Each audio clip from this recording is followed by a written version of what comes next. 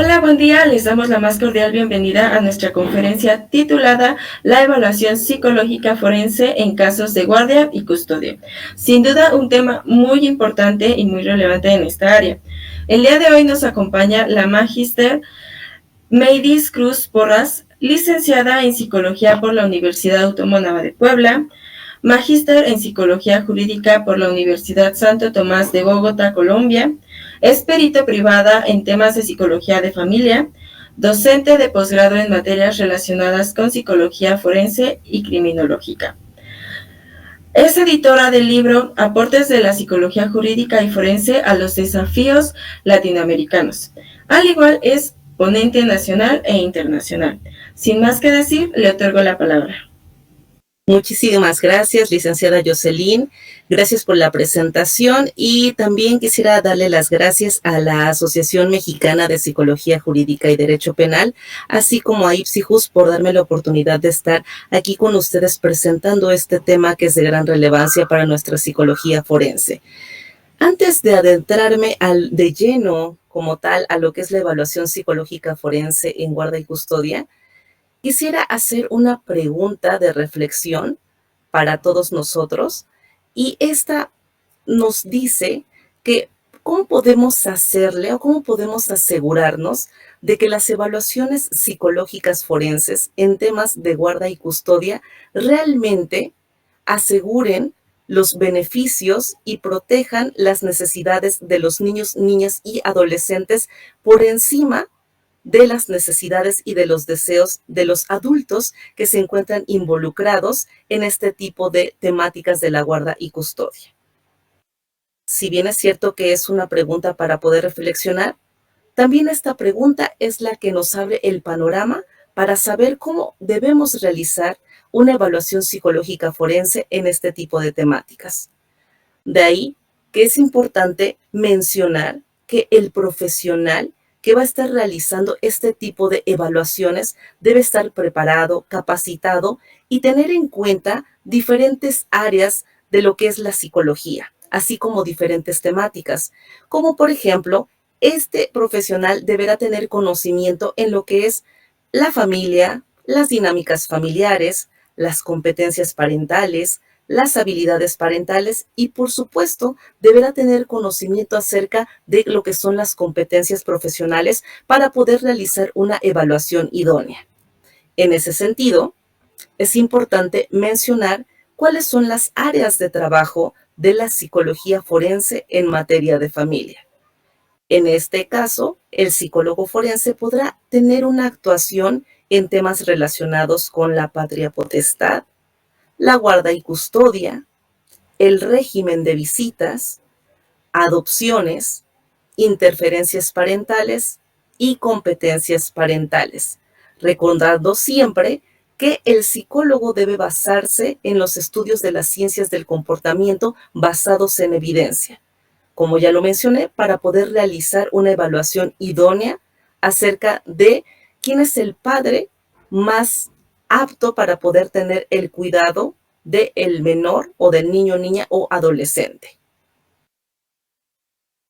Por eso, es importante definir que la guarda y custodia es una figura jurídica que se encuentra regulada dentro de nuestro Código Civil de cada uno de nuestros estados de la República Mexicana.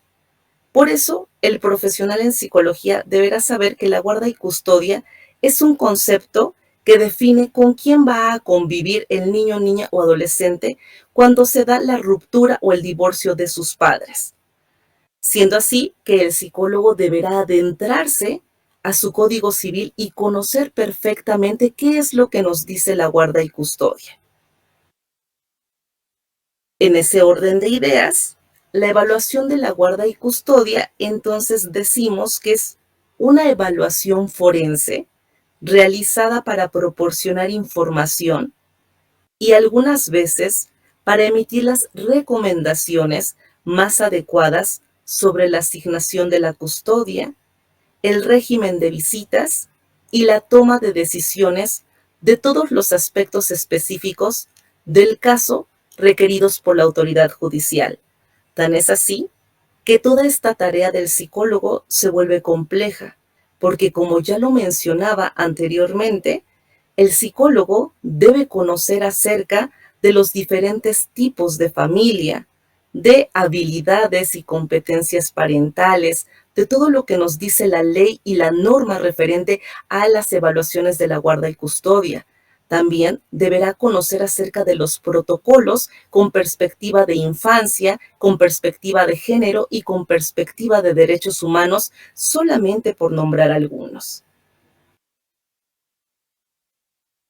Por supuesto, entonces, que aquí entra algo muy importante y es el rol del psicólogo forense, el cual va a fungir como perito.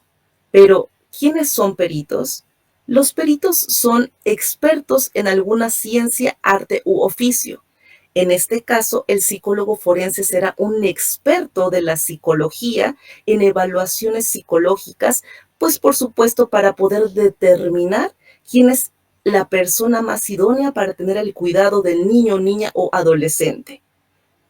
En ese orden de ideas, decimos que un perito psicólogo en evaluación de guarda y custodia es un especialista competente en analizar a los niños, niñas y adolescentes, a los padres, al contexto familiar, a través de evaluaciones psicológicas con la finalidad de obtenerse la suficiente información para redactar un informe donde se tenga siempre presente el interés superior del niño.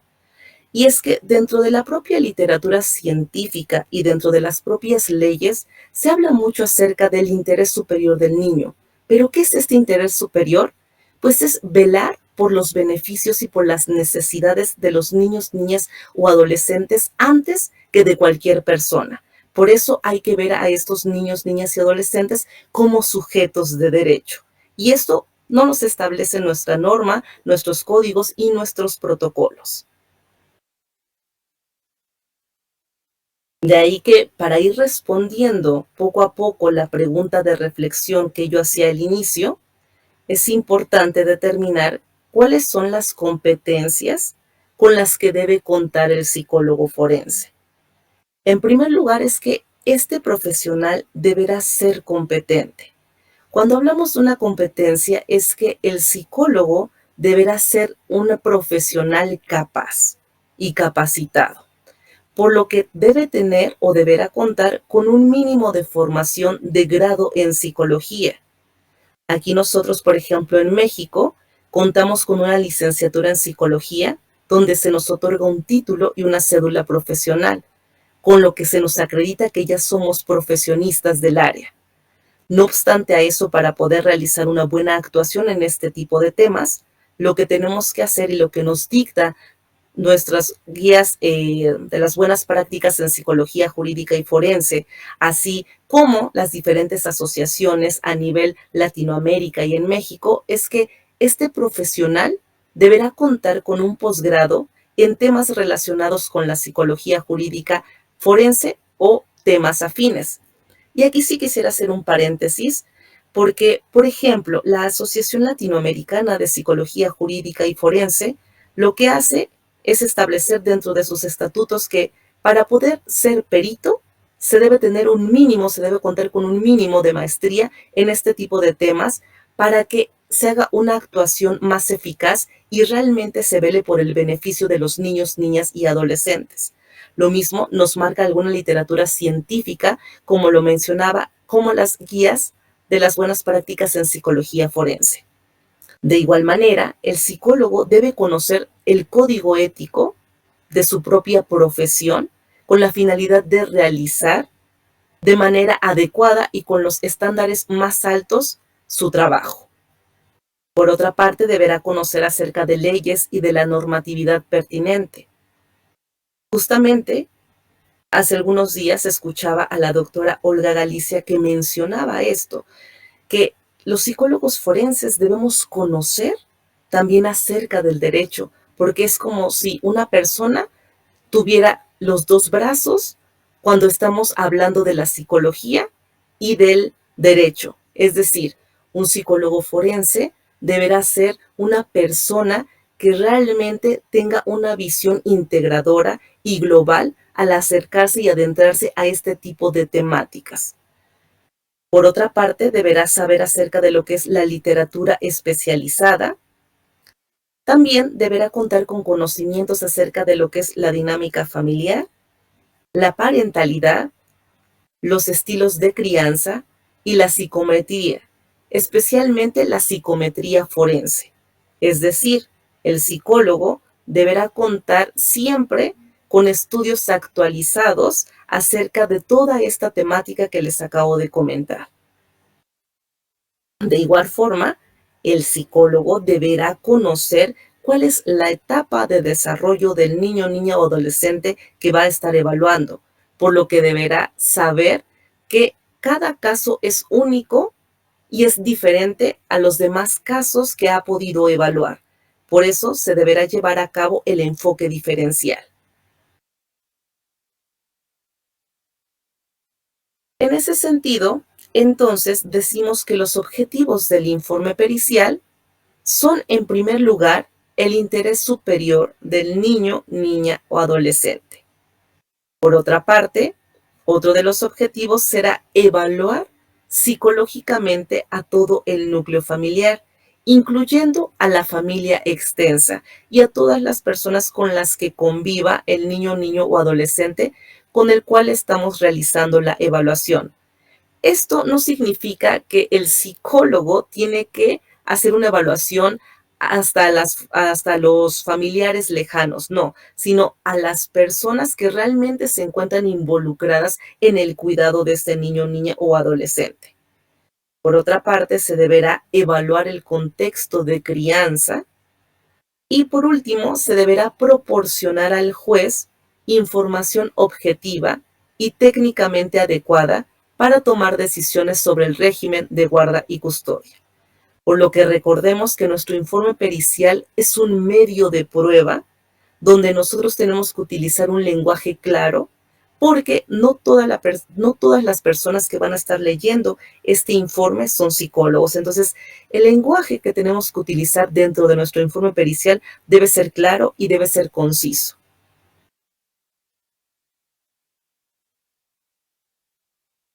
Otra de las preguntas que frecuentemente nos hacemos para evaluar este tipo de situaciones es: ¿a quién voy a evaluar? Y hay diferentes autores como el doctor Aurelio Coronado, como Amada Ampudia, que nos dicen que es importante evaluar desde la mirada sistémica. Incluso si nosotros nos vamos desde el modelo ecológico, nos dice que tenemos que evaluar de una manera integral. Por lo tanto, ¿a quién vamos a evaluar? En primer lugar, a los niños, niñas y adolescentes. En segundo, a los padres o tutores, recordando que no necesariamente los padres siempre fungen como tutores. Nosotros aquí en México, por ejemplo, tenemos la figura muy arraigada de los abuelos, que cuando los padres se van a trabajar, los abuelos son quienes se quedan al cuidado de los nietos. Entonces es importante que si esta figura de los abuelos está muy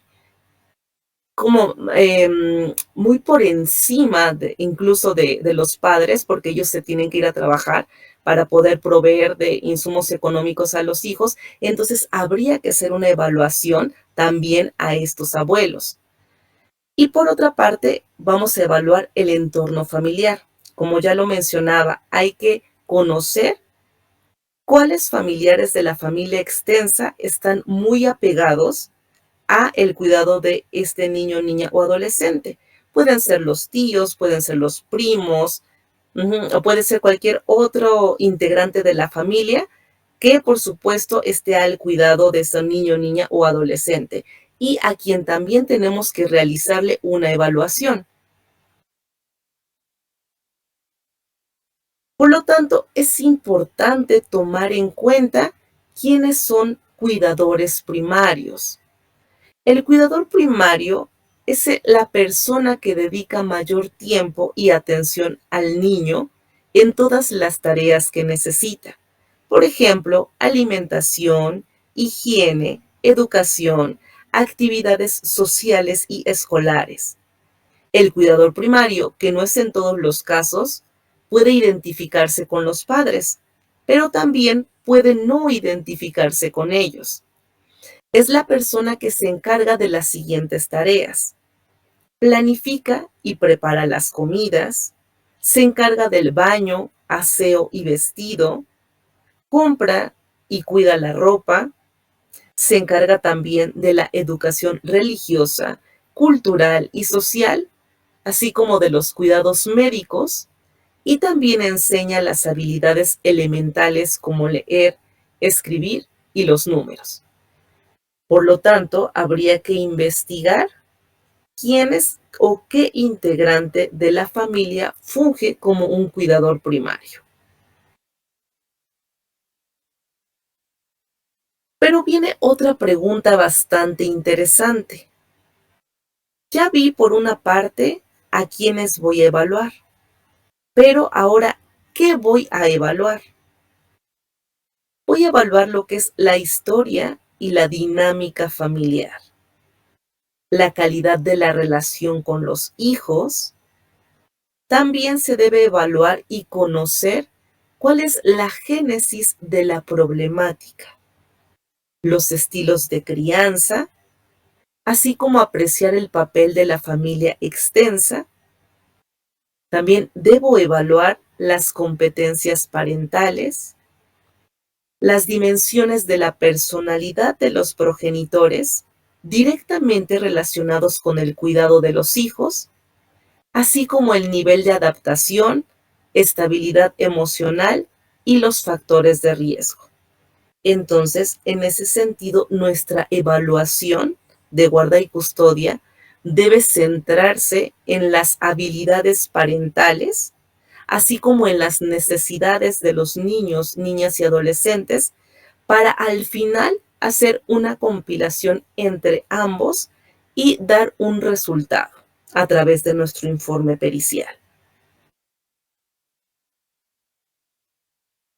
Por lo tanto, nuestra premisa de evaluación va a ser que ambos padres son idóneos para ejercer la guarda y custodia de los hijos menores.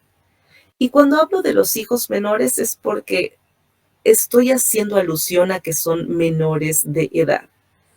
Porque si nos adentramos a lo que nos dice nuestro protocolo con perspectiva de infancia, específicamente en nuestra página 15, nos dice que en la actualidad ya no se le debe llamar menores a los niños, sino se les tiene que llamar niños, niñas, adolescentes, para que nosotros sepamos que son sujetos de derecho.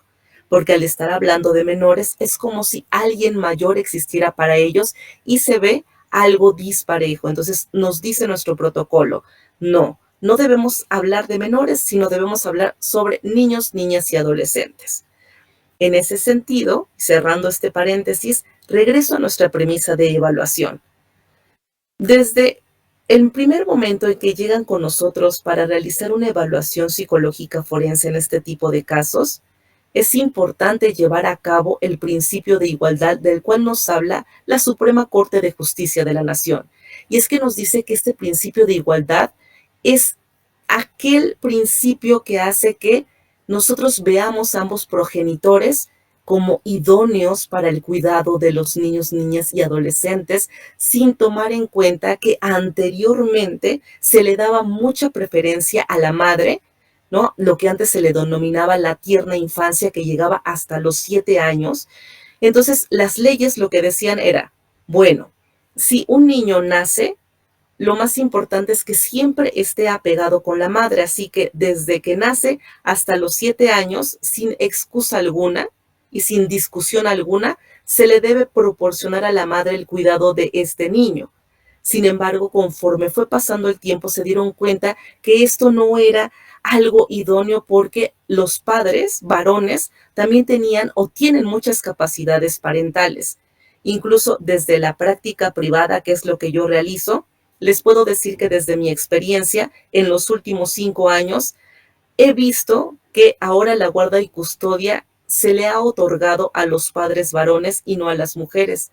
¿Por qué? Porque a través de las pruebas psicológicas, de entrevistas y de todo lo que conlleva una evaluación psicológica forense, se pueden o nos pudimos percatar que realmente los padres pueden estar igual o mayor capacitados en este tema de los cuidados con niños, niñas o adolescentes. Por lo tanto, evaluar competencias parentales y saber lo que es muy importante dentro de esta premisa. Y es que se dice que las competencias parentales es la capacidad para cuidar de los hijos y dar respuestas adecuadas a sus necesidades. Autores como Masten y Curtis definen la competencia como un concepto integrador que se refiere a la capacidad de las personas para generar y coordinar respuestas como afecto, cognición, comunicación, comportamiento, que son flexibles y adaptativas a corto y a largo plazo ante las demandas asociadas a la realización de sus tareas vitales y generar estrategias para aprovechar las oportunidades que se les brindan. Y aquí también quiero hacer un comentario, que las competencias parentales se van adquiriendo a lo largo del tiempo y de la experiencia. Entonces, no es como que las competencias parentales aparezcan o nazcan cuando una persona es mamá o papá, sino estas se van adquiriendo poco a poco.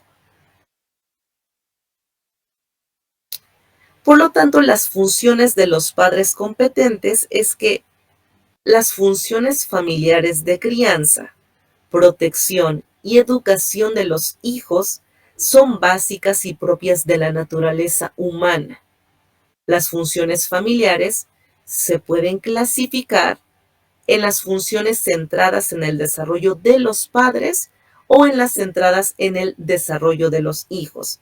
En ese sentido, nosotros como psicólogos debemos centrarnos en el desarrollo de los hijos porque, como ya lo mencionaba anteriormente, la función principal de nosotros es velar por el interés superior de los niños, niñas y adolescentes. En ese sentido, déjenme comentarles que hay un autor bastante importante e interesante, que es Jorge Barudi. Él es un autor chileno que nos habla que se tienen que llevar a cabo diferentes funciones para poder llegar a una competencia parental adecuada. Y es que se dice que hay que cubrir ciertas funciones como la nutriente. Los padres deben garantizar la correcta alimentación de los niños para asegurar su crecimiento y prevenir la desnutrición. Asimismo, debe aportar experiencias sensoriales, emocionales y afectivas que le permitan construir un vínculo seguro. Entonces, como se pueden percatar, la persona que va a realizar esta función nutriente no solamente tiene que dar este tipo de alimentación, sino también debe dar otras experiencias emocionales y afectivas para que este niño, niña o adolescente tenga un sano desarrollo.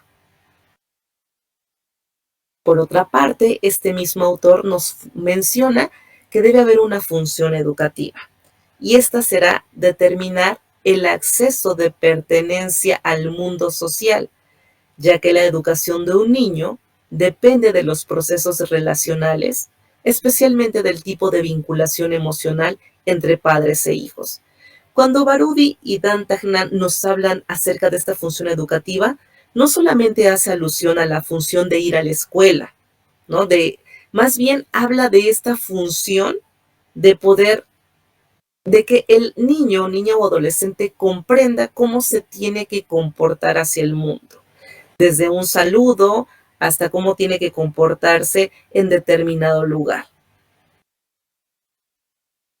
Por otra parte, se encuentra la función socializadora. Es la contribución de los padres en la construcción de la propia identidad de los hijos, facilitando experiencias relacionales que sirven como modelos de aprendizaje para vivir en una forma respetuosa, adaptada y armónica en la sociedad.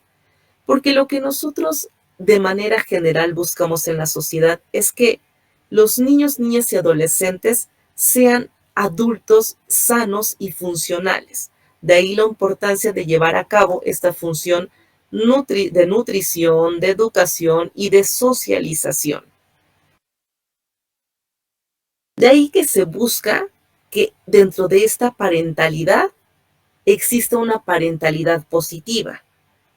Por lo que se dice que esta parentalidad positiva es cuando el comportamiento de los padres surge a partir de los intereses de la niña o el niño, cuando no usan la violencia hacia ellos, cuando reconocen y respetan sus derechos como niños, cuando tienen relaciones afectuosas, pero también establecen límites con el fin de asegurar su desarrollo integral. Entonces, más allá de que se busque una parentalidad, se tiene que buscar una parentalidad positiva si es posible. Después de estas preguntas que hemos hecho, ¿cuál es el objetivo del informe pericial? ¿A quiénes voy a evaluar? ¿Qué voy a evaluar? Tenemos que hacernos la pregunta de cómo voy a evaluar, y que creo que aquí genera mucha inquietud el hecho de saber cómo puedo evaluar este tipo de temáticas de guarda y custodia en psicología forense. Como tal, no existe una receta que nos diga cómo tenemos que evaluar. Como ya lo había mencionado, tenemos que hacer un enfoque diferencial a cada uno de los casos que vamos viendo. Sin embargo, desde la experiencia profesional que tengo, puedo comentarles que una de las cosas que más nos pueden servir es la entrevista semiestructurada o estructurada.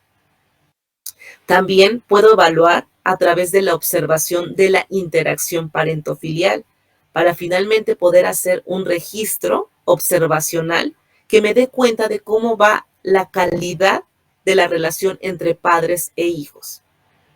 Asimismo, puedo tener información o consulta de terceros, que se dice que son las entrevistas colaterales a familiares, amistades, compañeros y docentes.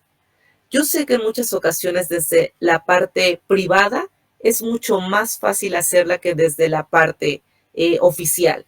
¿Por qué? Porque nosotros desde la parte privada tenemos la ventaja de tener nuestros tiempos y poder realizar estas entrevistas, lo cual hace que nosotros podamos tener un panorama más amplio acerca de con quiénes puede convivir o está conviviendo el niño, niña o adolescente y saber cuáles son sus factores de riesgo y sus factores de protección.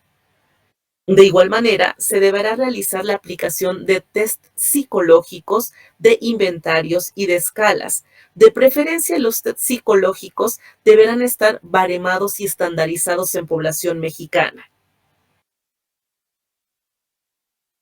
Algunos de los instrumentos psicológicos que podemos utilizar en este tipo de temáticas son los siguientes. En adultos, una de las pruebas que más se utiliza a nivel forense es el test de Queeler. Este test nace a partir de las adopciones que existen para después convertirse en un instrumento forense para saber cuál es la idoneidad de cada uno de los padres respecto a las competencias parentales. Es un test que contiene 189 elementos divididos en 3 factores, los cuales nos van a determinar si una persona es agresiva, si tiene adecuada capacidad de vinculación con el otro, si también hay baja tolerancia a la frustración y cómo de manera general es su establecimiento de vínculos con el niño, niña o adolescente. Por otra parte, también podemos aplicar un test de personalidad como el PAI, que también tiene su baremación aquí en México. De igual manera, podemos aplicar el MMPI-2 o el MMPI-2-RF, que es más actualizado y que tiene menos preguntas.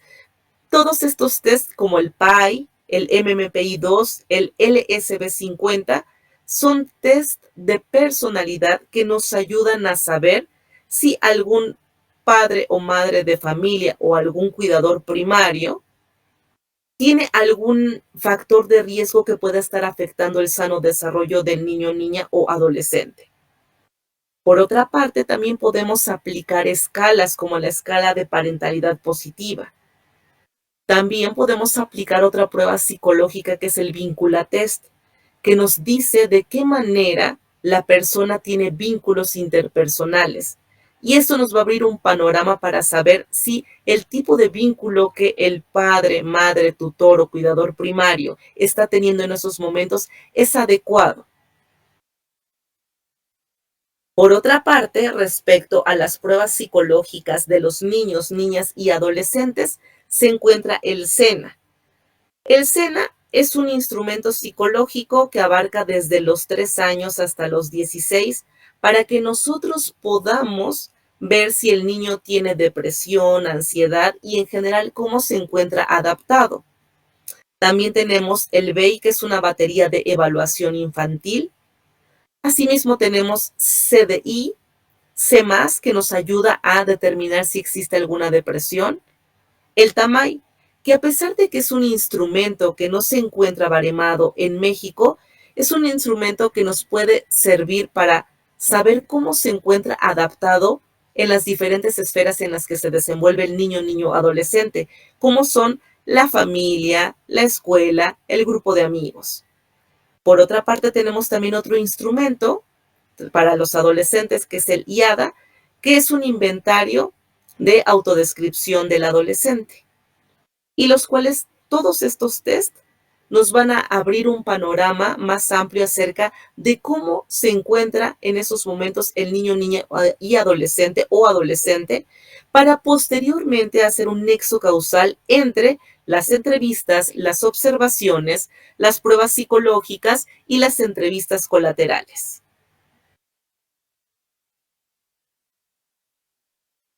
En ese sentido, todo lo que les acabo de comentar deberá estar plasmado en un informe psicológico forense. ¿Pero qué es un informe psicológico forense? Se dice que es la evaluación que realiza un especialista en el comportamiento humano, con el objetivo de aportar conocimiento científico para orientar la toma de decisiones judiciales siempre, y siempre se realiza con implicaciones legales.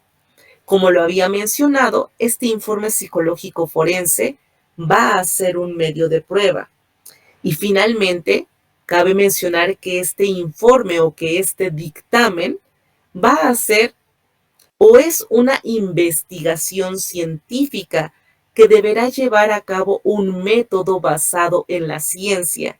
Asimismo, deberá llevar a cabo una metodología, hipótesis, descripción del caso, así como una discusión forense, conclusiones, para finalmente llegar a las recomendaciones. Aquí algo muy importante a saber es que el psicólogo forense, dentro de esta gama de evaluaciones, lo que realiza son recomendaciones para que, por supuesto, este niño, niña o adolescente pueda tener un sano desarrollo dentro del contexto en el que se encuentra viviendo en esos momentos.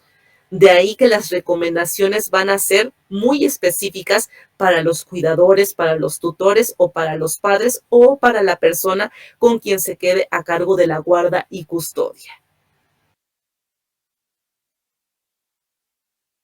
Pero, ¿cuáles son las características de este informe pericial? En primer lugar, saber que el informe pericial es un documento científico, el cual es el resultado de un proceso que sirve para decisiones judiciales y que funciona como elemento probatorio.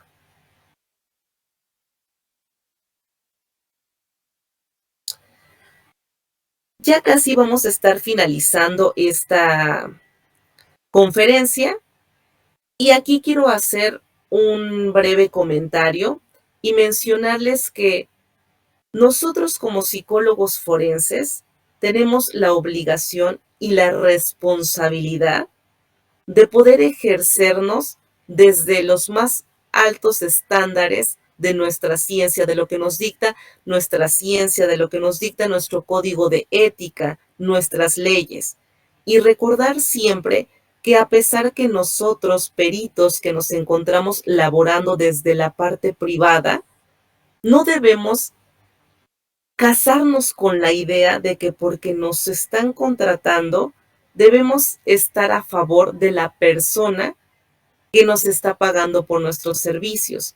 Por ejemplo, si a mí me llega a contratar el padre varón para que realice una evaluación forense, yo no puedo estar a favor de él dentro del informe, ni tampoco puedo estar a favor de la madre.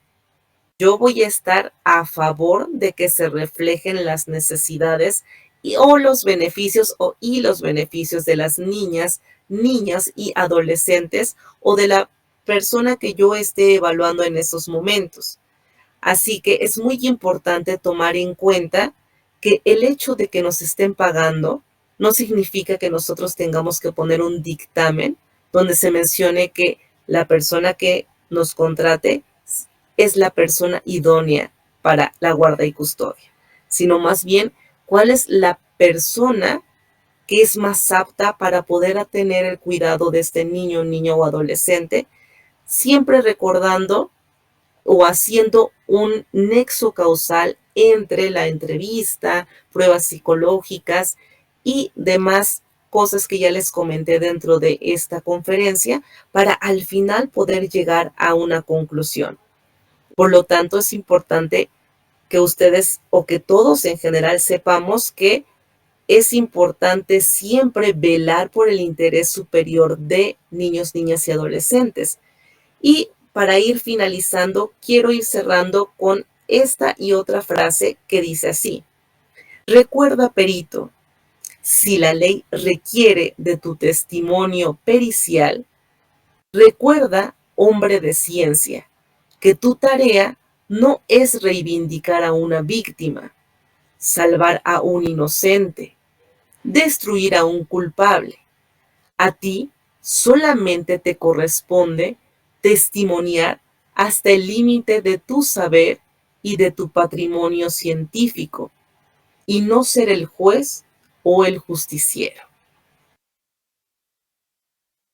Asimismo, hay otra frase que me gusta mucho que menciona Marco García y dice: la prueba pericial psicológica en juicios familiares no es para que ganes un juicio, sino para garantizar el bienestar integral de las niñas, niños y adolescentes ante una conflictiva familiar que sus padres han decidido transmutar al ámbito legal.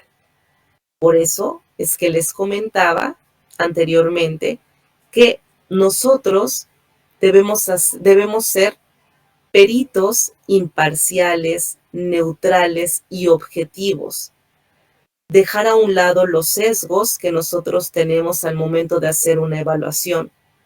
De igual manera, debemos actuar bajo el enfoque diferencial, bajo el enfoque de la perspectiva de género y, sobre todo, saber manejar el protocolo con perspectiva de infancia y adolescencia, el cual nos dice dentro de este texto de qué manera podemos realizar una evaluación a los niños, niñas y adolescentes en los diferentes contextos de materia familiar, de materia penal, de materia civil. Todo esto con la finalidad de que realmente se salvaguarden todos sus derechos, se protejan niños, niñas y adolescentes, y de tal manera que nuestro informe pericial realmente sirva como medio de prueba para que ellos tengan un beneficio y posteriormente sean adultos funcionales. Entonces, en ese sentido, es muy importante ya para ir finalizando y concluyendo esta conferencia, es muy importante tomar en cuenta todo lo concerniente a lo que son los estándares y las buenas prácticas en psicología jurídica, en psicología forense, adentrarnos a todas las leyes acerca de lo que es la guarda y custodia, saber acerca de cómo hacer un registro observacional, conocer acerca de las pruebas psicológicas, de todos los protocolos que nos dicta nuestra Suprema Corte de Justicia de la Nación de México, así como saber de literatura científica especializada y de preferencia que esté actualizada. A mí me encantaría que, por supuesto, si alguno de ustedes tuviera alguna duda, alguna pregunta, nos lo pudieran hacer saber a través, pues por supuesto, del chat, y yo con mucho gusto les podré contestar sus respuestas, o de igual manera, si ustedes necesitan de alguna literatura científica especializada en este tipo de temáticas, con mucho gusto les podré compartir. Sin más por el momento, pues de mi parte es todo.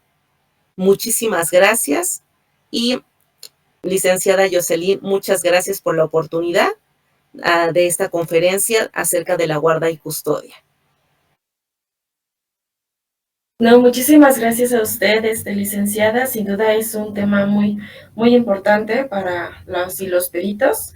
Y bueno, con esto concluimos la conferencia. Muchas gracias por acompañarnos. Les recordamos que si desean constancia de participación pueden comunicarse directamente con nosotros en los números y en las redes sociales que van a aparecer en el cuadrito de descripción abajo de este video. Y muchísimas gracias por su asistencia. Licenciada, muchísimas gracias por aceptar la conferencia. Es un honor tenerla aquí.